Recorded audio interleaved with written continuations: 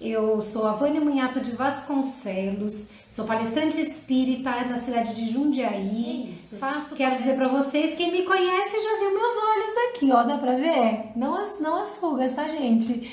Eu sempre falo que eu não sou médium ostensiva, ou seja, eu não vejo espíritos, eu não escuto espíritos, não consigo senti-los de uma forma clara, mas quando eu faço os estudos, em algum momento eu sempre sinto e já senti a presença da espiritualidade.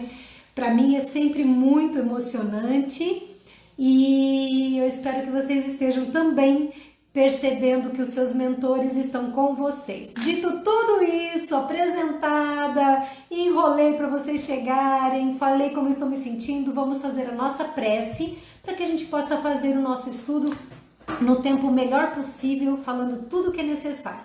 Tudo bem? Então vamos lá. Sentar confortável, como vocês preferem, luz acesa ou luz apagada, com copinho de água ou sem copinho de água. Para quem não sabe, a água é um veículo muito adequado para a espiritualidade medicar a cada um de nós naquilo que é necessário. Então, e aí a gente relaxa e diz assim, abre o coração e diz assim, para Deus, o nosso Pai, estar presente em nós, para que nós estejamos presentes nele. Convidamos Jesus, o nosso irmão mais velho, o nosso irmão que mais fez por esta humanidade, que ele possa estar presente em nossos lares, na nossa vida, no meio da nossa família, e que os bons espíritos, a começar pelos nossos mentores individuais, esses espíritos que são mais evoluídos que nós, que vêm desde antes do nosso nascimento nos acompanhando, protegendo, inspirando, ajudando, enfim, fazendo todo o possível para que nós consigamos vencer as provas e as expiações às quais nos predispusemos a viver. E também os espíritos familiares, os espíritos simpáticos a esse estudo, às nossas atitudes, atividades, pensamentos, enfim, que todos possam estar conosco nesta noite, que todos possam sintonizar nós e eles numa só luz, numa só egrégora de amor, de paz, de tranquilidade e de capacidade de compreender a importância do que estudaremos. E certos de que Deus nunca, jamais desampara, que Jesus cumpre a sua palavra de estar entre aqueles que se reúnem em seu nome e com a certeza da proteção dos bons espíritos, nós damos por iniciado o nosso estudo desta noite. Que assim seja, graças a Deus. Ai, gente, vamos lá? Vamos estudar um pouquinho? Então, para quem chegou aí depois um pouquinho, já coloquei antes o nome da nossa conversa, é um tema da doutrina espírita, se trata da paciência, obviamente, mas eu chamei de tenha a santa paciência porque é o que nós precisamos ter. Eu começo com uma frase de Jesus citada por Lucas no capítulo 2, versículo 19, que diz o seguinte: é na vossa paciência que ganhareis as vossas almas. Agora há pouco eu estava respondendo uma mensagem, antes de me preparar aqui, que normalmente, há bastante tempo, se eu fosse responder aquilo, eu teria ficado com taquicardia, nervoso, teria respondido achando que estou sendo educada e depois de mandar, diria, meu Deus, como eu fui grossa, como eu fui seca. O tempo, o exercício, o trabalho de autoconhecimento, a reforma íntima, tudo isso faz com que nós vamos amadurecendo, e eu amadureci, então eu não fiz isso que eu teria feito há 15 anos, tá? Talvez há 10 anos. Não fiz. Respondi de um jeito que me deram um retorno dizendo, puxa, que legal a sua resposta, você esclareceu numa situação difícil e essa situação ficou tranquila, e eu fico feliz de ter amadurecido um pouquinho para isso. Por que eu estou comentando isso depois de dizer que é na nossa paciência que a gente ganha a alma? Por quê? Porque se nós não respirarmos fundo e não tivermos um pouquinho de paciência, de tranquilidade e dissermos, espera aí, Eu não vou me manifestar enquanto meu coração está em desarmonia e desequilíbrio, eu vou fazer errado. E quantas vezes no nosso cotidiano as coisas dão errado porque a gente diz não suporto e sai para cima. Então nós não podemos agir dessa forma. E os dias atuais, a vida no planeta Terra, a vida no Brasil, a vida em geral, em 2020, no século 21, no tempo de modificação do planeta, de mundo de expiação para mundo de regeneração, óbvio que tá difícil, porque nós estamos aqui sendo testados até o último dos últimos segundos da nossa existência para mostrar se nós somos joio ou trigo, se nós estamos produzindo trigo ou estamos produzindo joio, se seremos aproveitados para o bem ou seremos enrolados em feixes e jogados para queimar. Como espíritos não, na simbologia da parábola, mas como espíritos, qual é a escolha, qual é a decisão que nós estamos fazendo? Então, a gente não quer ganhar a alma. Eu acredito que vocês, no domingo à noite, Dia das Mães, aliás, feliz Dia das Mães para todas as mãezinhas que são mães biológicas, mães adotivas, mães avós, mães tias, mães pais, mães amigas, enfim, porque nós temos muitas mães na nossa vida que são as pessoas que nos amam incondicionalmente. Enfim, fecha parênteses. Então nós, num domingo à noite, num Dia das Mães, estamos aqui reunidos no Facebook, numa live, para escutar uma mulher que muitos de vocês nem conhecem pessoalmente, falando rápido e dizendo um monte de coisa que a espiritualidade nos mandou através dos estudos da doutrina espírita. Então nós estamos sim interessados em mudar, nós estamos sim interessados em ter paciência e ir para vencer. E é sobre isso que nós vamos conversar. Bom, o que é paciência? Vocês já procuraram no dicionário ou só sabem pela experiência? O dicionário diz o seguinte, que paciência é resignação. Ah, certo. Resignar como é difícil, mas sim, paciência é resignação. É suportar o mal ou o incômodo sem reclamar.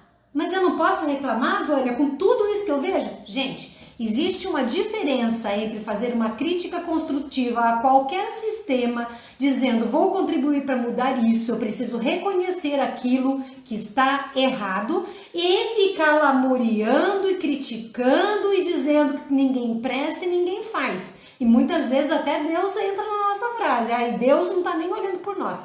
Mas não, a paciência é suportar males e incômodos de uma forma que a gente não esteja só meramente reclamando, só se queixando. É perseverança. Paciência não é desistir e aceitar que a coisa aconteça de um tempo indeterminado. É perseverança, mas é uma perseverança tranquila. E diz mais o conceito da palavra, que paciência é tranquilidade com que se espera aquilo que está demorando. Tá demorando, não tá? Amor implantado, paz na humanidade, respeito mútuo, tudo isso não está demorando? Ah, está. Mas a pessoa paciente é a pessoa que vai perseverar sabendo que agora o que não dá para ser feito, não dá para ser feito, então ele se resigna, mas ele não desiste e ele continua de uma forma tranquila nessa perseverança para conseguir aquilo que almeja. Diz Emmanuel, paciência é a capacidade de verificar a dificuldade, de analisar uma situação, uma dificuldade ou um desacerto, uma diferença nas engrenagens do cotidiano, na vida de cada um de nós, buscando solução do problema ou transposição do obstáculo. Significa, como é que eu passo por esse obstáculo que está me atrapalhando? Tem uma pedra no caminho, o que eu faço? Eu travo, eu dou a volta, eu pulo, eu quebro, o que eu faço? Como eu vou fazer? É a transposição do obstáculo. Sem toques de alarde, aquele sensacionalismo, aquele estresse escandaloso e sem farpas de irritação. Quando eu dei o meu exemplo agora há pouco, falando que há 10 anos ou 15 anos eu teria agido diferente na situação que eu mencionei, é porque eu sim, tinha uma conduta irritável. Eu tinha qualquer coisinha que me desequilibrava, me tirava do eixo, a minha resposta era na base da irritação. Claro que essa é uma imperfeição que eu ainda luto, e eu tenho certeza que muitos de vocês também lutam. Nós estamos muito, muito, muito intolerantes e muito impacientes. Mas diz ainda Emmanuel em continuidade: paciência não é conformismo, não é aceitação plena, cega e diz, ai, tá bom, não dá pra ser, então não vai ser, vamos deixar por isso mesmo. É serenidade, é calma, não é aprovação ao desequilíbrio. Quando Jesus fala para não julgar, ele está dizendo para não julgar, avaliando a conduta do outro, dizendo que ele está errado, está certo, mas nós sempre julgaremos as situações. Deixar de julgar o outro, a pessoa, mas o fato. Tá errado, tá errado. Eu preciso saber se está certo ou se está errado para saber se eu quero ir naquela direção ou não. Que exemplo darei ou não em relação a isso? Então, não é conformismo, é serenidade, é calma, sem aprovar desequilíbrio. Diz mais Emmanuel, que é compreensão. Paciência é compreender, é entender, mas não é dar liberdade para que os outros abusem de nós ou de alguma circunstância. Então, veja que existe uma linha tênue entre a paciência, a resignação, a perseverança tranquila e do outro lado o comodismo, o abandono de todas as forças que nós temos para transformar, aprimorar, melhorar uma circunstância, uma situação, uma problemática. Não é a mesma coisa, mas essa linha tênue entre os dois precisa ser analisada e conhecida por nós. E nós só vamos perceber isso no nosso cotidiano se fizermos autoanálise, se tivermos paciência também conosco, mas perseverarmos na luta contra as nossas imperfeições.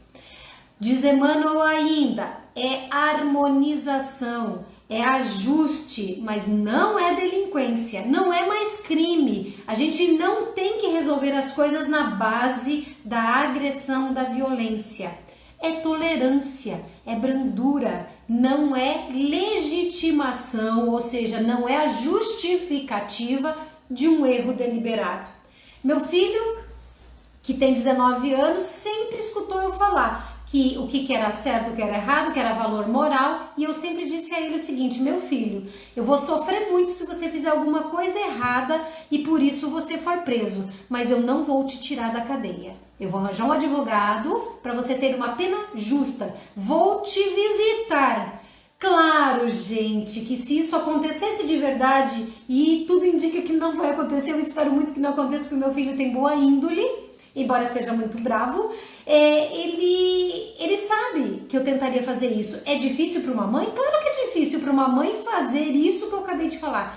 Mas e qual é o certo? Se uma pessoa erra deliberadamente, na desculpa da paciência, da tolerância e da brandura, eu não vou também apoiar a justiça, é certo? Percebem como é tudo muito... as virtudes são muito conectadas, muito interligadas? Então, Emmanuel nos dá estes alertas. O Evangelho segundo o Espiritismo fala para nós sermos pacientes, porque paciência também é caridade. Acreditam nisso? Que paciência também é caridade? E aí ele vai falar no texto que eu recomendo, leitura, obviamente, pega lá, Evangelho segundo o Espiritismo, sumário, paciência. Vamos ler o texto inteiro, não vou ler para vocês tudo, mas ele vai falar dos exemplos de Jesus e vai falar por que paciência é caridade. Mas ele está falando aqui, eu trago isso, que é caridade porque para fazer o bem é preciso de paciência, e não é só um bem material.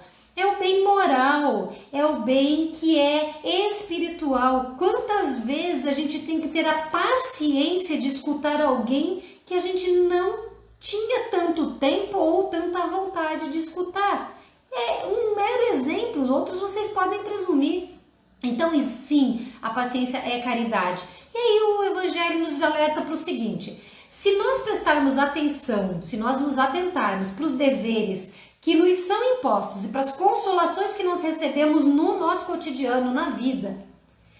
Vou dar uma forma melhorzinha de explicar. Coloca num papel 5 itens de um lado e 5 do outro. Quais são os meus problemas, quais são as coisas boas que tem na minha vida. É isso mais ou menos que ele está dizendo. Se nós conseguimos avaliar os deveres que nós temos, as obrigações, os problemas, e do outro lado as consolações, o apoio, as alegrias, etc., nós vamos reconhecer, diz aqui, que nós temos muito mais bênçãos do que as dores que nós sentimos, que nós vivemos. Eu sei que existem pessoas que sofrem muito, dores que nós muitas vezes, eu, talvez vocês, não suportaríamos, mas cada um pegou a cruz que podia carregar. Isso é muito importante da gente saber, da gente lembrar. Nós só pegamos a cruz que dá para carregar, que cabe nesses ombros. Bom, tem muita gente que tem muito problema e ele vai dizer, não, eu tenho muito mais problemas, muito mais sofrimento, muito mais dificuldade do que consolação. Mas se nós pararmos para analisar de verdade, tem uma lista imensa de coisas boas que acontecem na nossa vida. E isso é para que a gente tenha coragem de continuar lutando, enfrentando, superando e continuar desenvolvendo virtudes, inclusive da paciência para conosco e para com o próximo. E aí o Evangelho, isso não é só essa hora que o Evangelho, que a doutrina espírita fala mais ou menos isso, não com essa mesma expressão, mas ele diz assim, neste caso, o fardo, o peso, o que nós carregamos, parece menos pesado quando se olha para o alto do que quando se curva para a terra a fronte. O que significa? O que é a fronte? Curvar a fronte, olhar para o chão. Quando nós nos curvamos, quando curvamos a fronte, o peso que está aqui, suponham que nós estamos carregando uma grande caixa, uma grande mochila. Quando a gente verga para o chão, o peso que está equilibrado nas nossas costas vem todo para frente e nos leva a ter uma tendência a cair. Quando nós erguemos o corpo, esticamos e erguemos a fronte, o que acontece com esse peso? Ele fica equilibrado, a gente tem força para carregar. Ninguém carrega peso muito tempo e sem se arrastar se não estiver olhando para frente e para cima. Se a gente estiver olhando para o chão e estiver cabisbaixo, nós temos mais dificuldade. Interessantemente, eu não tenho estudos nem na psicologia nem na neurociência, acho, que seria a área, mas dizem que nós temos áreas do nosso cérebro, dizem não, eu sei que é fato, só não sei explicar cientificamente, que nós olhando para lados, nós estimulamos, por exemplo, áreas do cérebro diferentes. Então se fala que se quando você olha para a direita, você ativa o lado esquerdo, o hemisfério esquerdo do teu cérebro e assim por diante e vice-versa. Tem uma tese, eu não saberia dizer quanto essa tese é comprovada, mas até onde eu entendo é comprovada. Todo mundo que olha para baixo, focaliza para baixo, gente, ressalve se for erro meu, tá? Mas vale a pena pensar nisso. Ele tem uma ativação cerebral de regiões que entram em tristeza, em depressão, em memórias negativas. Então, essa tese tem uma outra teoria inversa. Se você olha para cima, para frente, você ativa áreas diferentes. Você já viu alguém cantando feliz olhando para baixo? Duvido. Cantem vocês um dia que vocês estão felizes, tenta cantar assim. Não vai sair voz, não sai alegria, não sai motivação. Então, o que o Evangelho está dizendo para nós lá no final do século XIX, é o seguinte: ânimo, gente, ânimo, bota esse rosto pro céu, bota esse pensamento pro alto, ergue esses ombros, esse peso aqui dá para carregar. É isso que ele está dizendo. O Cristo, o Jesus, é o modelo que a gente tem. Eu sei, imagino que alguém pense assim, porque eu já pensei assim muitas vezes e me vigio para não cair nisso. De novo, diz assim, claro que ele é meu modelo, mas puxa, vocês vão querer que eu seja que nem Jesus? Vamos escolher um carinha mais perto aí? Sei lá, alguém, talvez, Francisco de Assis? Não. O cara que fez aquela prece linda, né? Fazei-me um instrumento de vossa paz. Não, eu também não sou capaz. Vamos tentar alguém mais recente? Gandhi, talvez. Não, Gandhi que conseguiu libertar um povo inteiro com um projeto de paz. De paz? Não, esse também não dá. Vou mais pra perto, um pouquinho. Chico Xavier desencarnou, não faz muito tempo não, né? Assim, foi, sei lá... dá pra encarar? Mas ele era médium, eu não sou. Não, vamos excluir a parte da mediunidade dele. Vamos falar da parte de amor, de caridade, de paciência, de tolerância. A gente fala, é difícil, né? Dá pra ser igual a Chico? Nós não conseguimos. Mesmo assim, Jesus é o nosso modelo e existem outros modelos que também se inspiraram em Jesus ou na conduta que Jesus provou para nós aqui na Terra, que é possível vivenciar, experimentar, e a gente tem que dizer assim, ok, é minha meta. Não quer dizer que sou ou que serei amanhã igual a Jesus, mas que é a nossa meta. É a nossa meta. Então Jesus é o nosso modelo, diz o Evangelho. Ele sofreu mais que todo mundo nessa terra. Se vocês pensarem o que ele passou, pelo tempo que ele passou, é muito sofrimento, porque ele teve que descer dos lugares, a gente fala descer, mas de universo, né? Nós estamos no meio do universo, tudo é universo, mas ele teve que descer na Terra e enfrentar uma humanidade atrasada há mais de 2000 anos. Se está atrasada hoje, 2020, imagine o que era naquela época. Felizmente não tinha internet ainda naquela época, né? Porque era um pouquinho menos fácil de levar miséria, desgraça e briga e rancor e maledicência e mentiras e calúnias para frente. Mas existia muito mal e o ser humano era muito atrasado. Ele veio, fez o que tinha que fazer, deixou a sua mensagem e a sua mensagem chegou para mim, chegou para vocês. Então ele fez tudo isso sem precisar passar e a gente passa o que a gente merece. A gente passa aquilo que a gente construiu. Nós vivenciamos aquilo que nós escolhemos viver. Então, nós temos passado para espiar, temos futuro para fortalecer as nossas virtudes, nos converter, e ele não tinha nada disso. Então, o sofrimento dele foi muito maior que o nosso. E mesmo assim, ele teve paciência. E mesmo assim, o evangelho de ser de pacientes e ser de cristãos como Jesus representou o que era possível fazer. E aí, eu trouxe uma frase que não é religiosa, não é espírita, mas é de um personagem chamado Malbataan. Por que eu chamo de Malbataan? Porque se sabe que não era o nome verdadeiro, era um pseudônimo. E aí Malbataan disse a frase que eu vou repetir literalmente, textualmente agora. Um insulto é como a lama que cai em nossa blusa. A lama pode ser retirada facilmente com uma simples escova quando já está seca. Deixa secar primeiro. Por que, Vânia, essa frase depois de falar do exemplo de Jesus e tratando de paciência? Óbvio, tenho certeza que vocês entenderam. Deixa secar a raiva.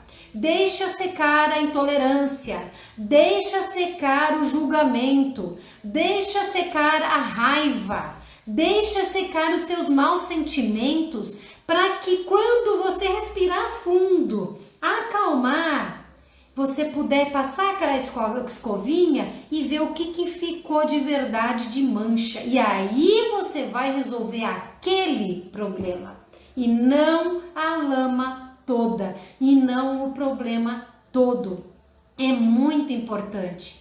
Se vocês, por exemplo, nós estamos aqui fazendo nossa exposição, né, nossa troca aqui de energia e de conhecimentos pela internet. Daqui a pouco vocês podem sair daqui da palestra e vão chegar e vão ver algum post que vocês não gostam e que pode deixar vocês nervosos, irritados. Sabe o que vocês vão fazer? Deixar secar. Ah, Vânia, dá para dar um exemplozinho um pouquinho mais espírita? Dá. Bebe a água da paz de Chico Xavier.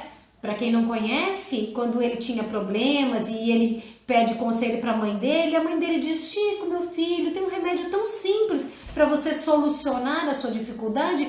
Bebe a água da paz. E ele vai procurar na farmácia, ele vai procurar na outra farmácia, não encontra, pede para amigos que vão para outra cidade ir buscar, não encontram, aí a mãe volta para ele, já desencarnado, obviamente, no mesmo lugar onde ele se encontrava, embaixo da árvore, e ela diz: meu filho, o que foi?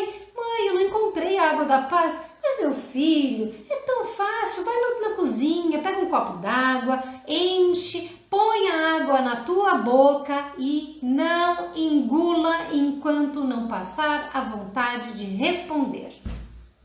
A minha técnica para a parte escrita, e eu já uso essa técnica pessoalmente, assim, ao vivo eu falho, tá? Eu tenho que admitir para vocês que eu falho, mas eu exercito.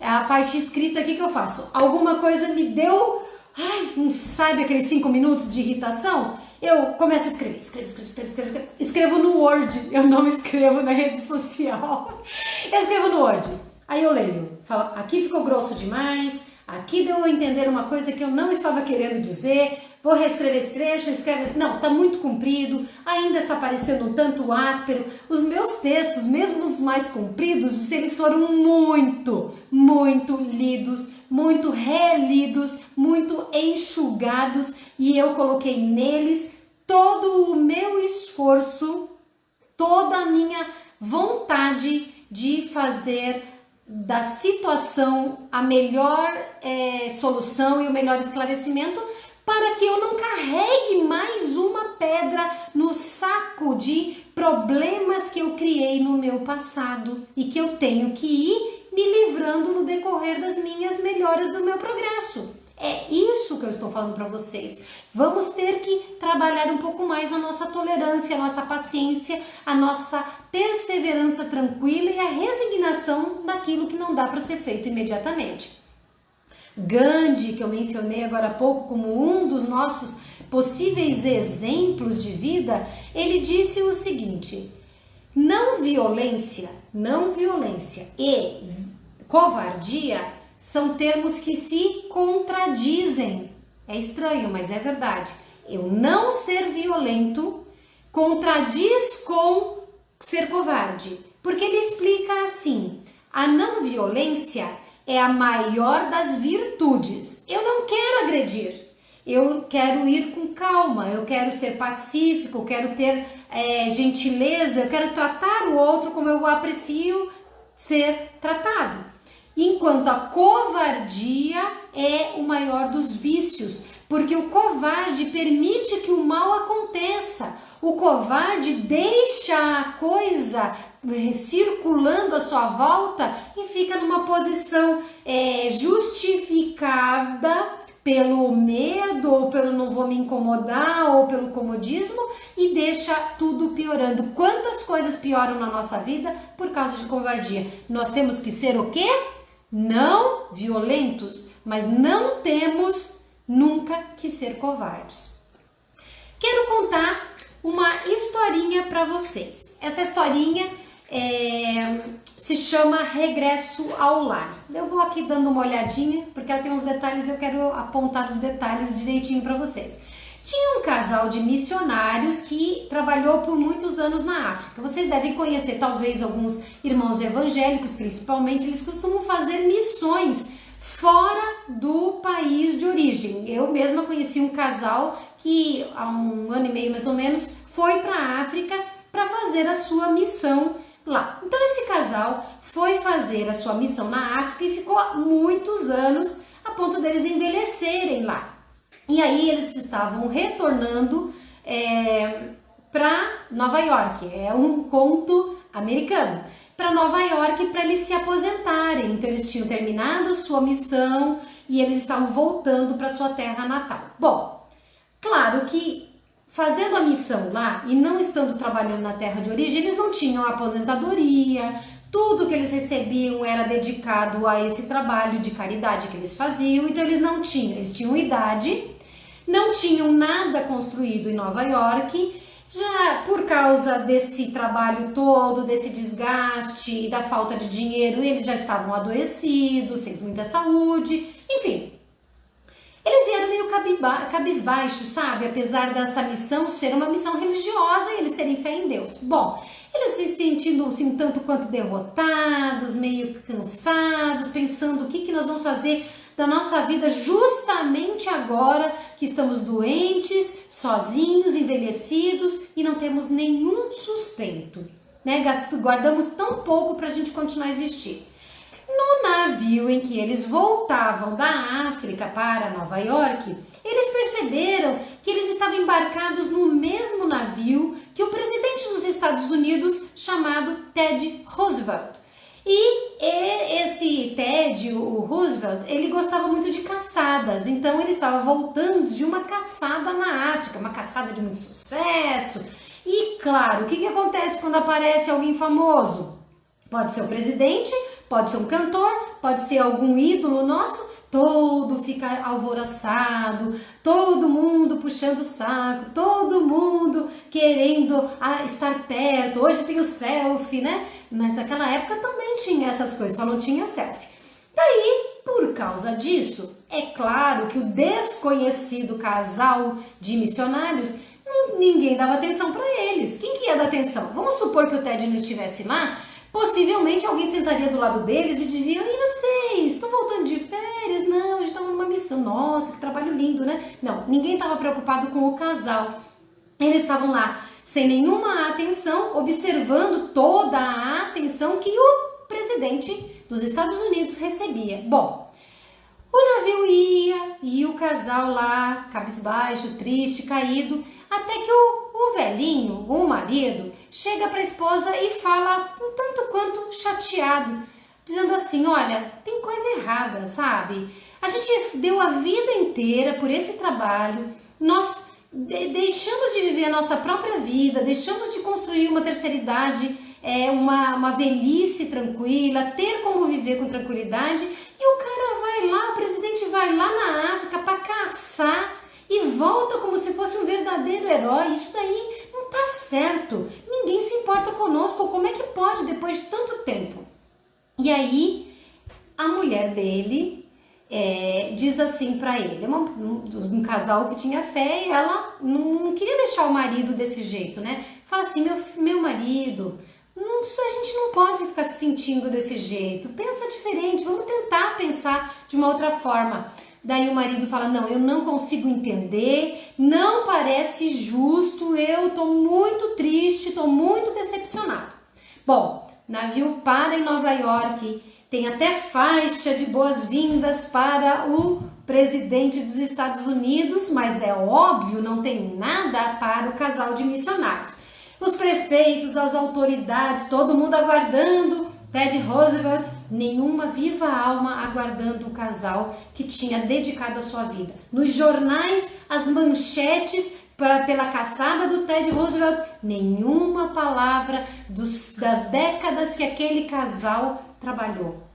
Ninguém notou, ninguém percebeu. E aí, eles desembarcados, já chegando no cantinho que eles resolveram, que eles conseguiram para eles morarem, o homem, muito aborrecido ainda, muito decepcionado ainda, ele fala para a mulher dele assim: eu não concordo com isso. Deus não está nos tratando de uma maneira justa. Vocês já pensaram que Deus não trata vocês de uma maneira justa? Pois é. Acho que todo mundo já pensou, se não tiver uma fé sólida, se não tiver compreensão de como é que Deus nos ama e como é que Deus nos ajuda, a gente já pensou. Bom, ele falou: Deus não está nos tratando de uma maneira justa, eu estou muito aborrecido e não concordo com tudo isso que eu vi.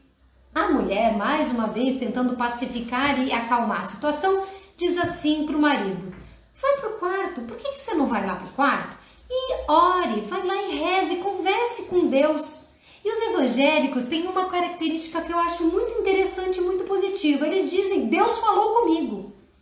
Né? Nós espíritas não temos esse hábito de dizer. A gente parece que não consegue ver a ponte que existe entre o nosso coração e a divindade. Bom, eles dizem: vai lá e conversa com Deus, fala com Deus sobre isso. Aí o homem foi.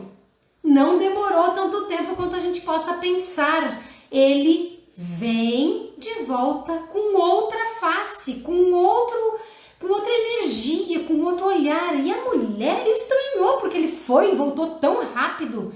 E aí ela diz para o marido: querido, o que aconteceu? O marido responde assim: Deus me tranquilizou. Contei o quanto eu estava aborrecido ao ver a grande festa feita para o regresso do presidente ao lar e, em contrapartida, ninguém nos esperar e ninguém nos reconhecer. E quando acabei, disse ele, foi como se ele colocasse a sua mão sobre o meu ombro e simplesmente dissesse: mas vocês não voltaram ao lar. Ted Roosevelt voltou ao lar. Eles não. Pessoas de fé que estão aqui de passagem, que têm a consciência de estar aqui de passagem, pessoas que têm noção de que isso aqui que nós vivemos não é para sempre, que nós estamos na escola da vida, que nós estamos nos trabalhando para voltarmos para casa. E quando voltarmos para casa, aí sim, aí nós teremos recepção. Muitas vezes nós acordaremos ou dormiremos no nosso dia difícil e diremos assim: meu Deus, por que é assim?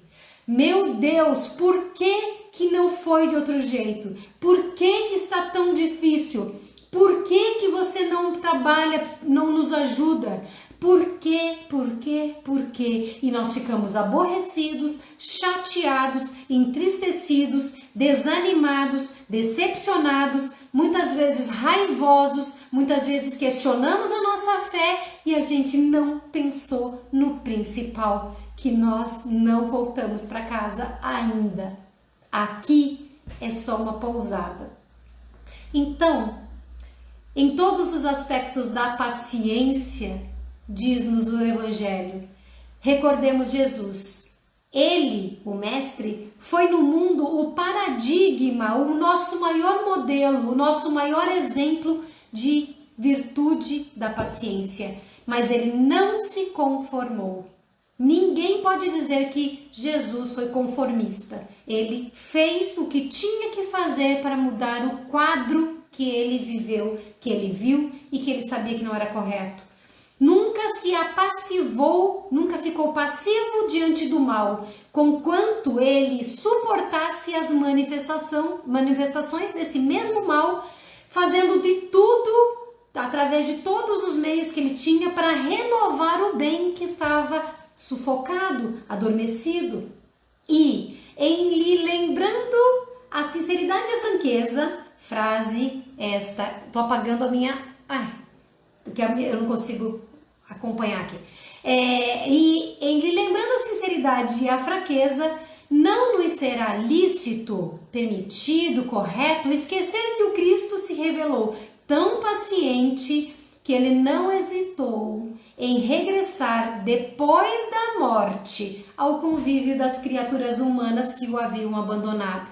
Esse texto que eu meio li, meio remendei aqui para vocês, é de Emmanuel, e o que ele está dizendo é o seguinte: Jesus via as coisas erradas e ele tinha paciência, mas ele nunca se conformou com o mal que viu, e ele trabalhou para converter o mal em bem, e ele foi tão paciente, ele foi tão tolerante e ele tinha tanto amor que ele, mesmo sem precisar, e mesmo depois da morte física, ele voltou para nos dizer que a vida continuava e que lá do outro lado nos esperava, nos aguardava e vai nos aguardar como a recepção muito melhorada que Teddy Roosevelt recebeu em Nova York. Nós precisamos entender que a paciência é necessária. E lembrando que hoje é Dia das Mães, lembrar que muitas mãezinhas têm muita paciência. Então, se a gente não tem mais outros modelos para ter, não vamos pensar nas broncas, nem nas brigas, mas na paciência amorosa de cada mãe, que cada momento repete o seu amor,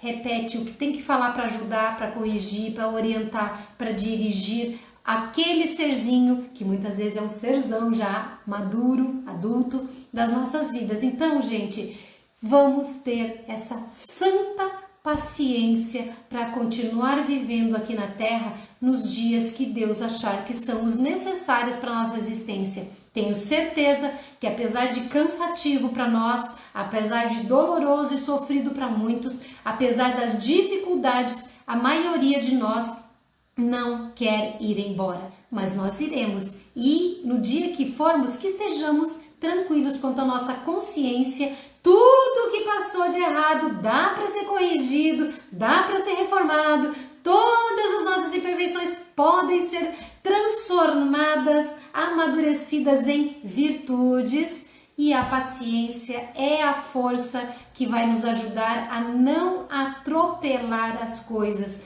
e não fazer com que aquilo que é boa intenção em nós se transforme num caos, porque nós não esperamos um pouquinho mais para tomar decisões e atitudes, porque nós não resignamos, mas não perseveramos e também confundimos paciência com comodismo, com acomodação inativa. É o meu convite, esse o material que eu achei por bem trazer para vocês nessa noite e que eu espero que tenha tocado os seus corações. Nesse momento a gente encerra essa parte e vamos de novo sentir o nosso coração se abrindo para Deus, para Jesus, para os bons espíritos que estão aqui conosco, para que eles, todos nós juntos, né? Eu, vocês e esses seres do outro lado da vida, todos nós possamos vibrar pelo nosso planeta, pela paz e pela paciência, pela tolerância e pelo amor, pela bondade e pela coragem, pelo que é correto, pelo que é certo, pelo que é digno, pelos valores morais, pelo respeito, que nós possamos imaginar a nossa grande bola azul, essa nave que nos leva atravessando o universo,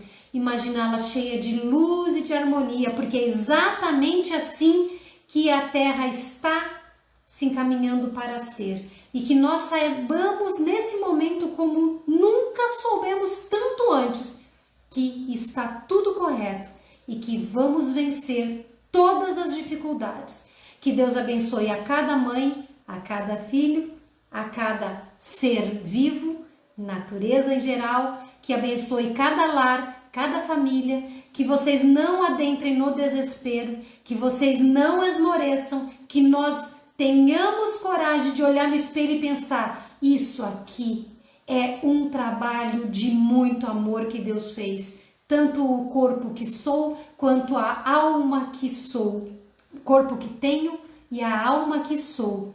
Então, vamos colocar fé, gente, porque nós temos sim força para vencer. Eu agradeço muito, desejo boa noite, muita paz, muito amor, muita luz, muita harmonia, tudo. Não esmoreçam, tá bom, gente?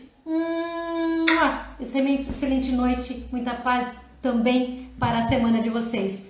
Eu vou encerrando por aqui. Boa noite, gente. Fiquem com Deus.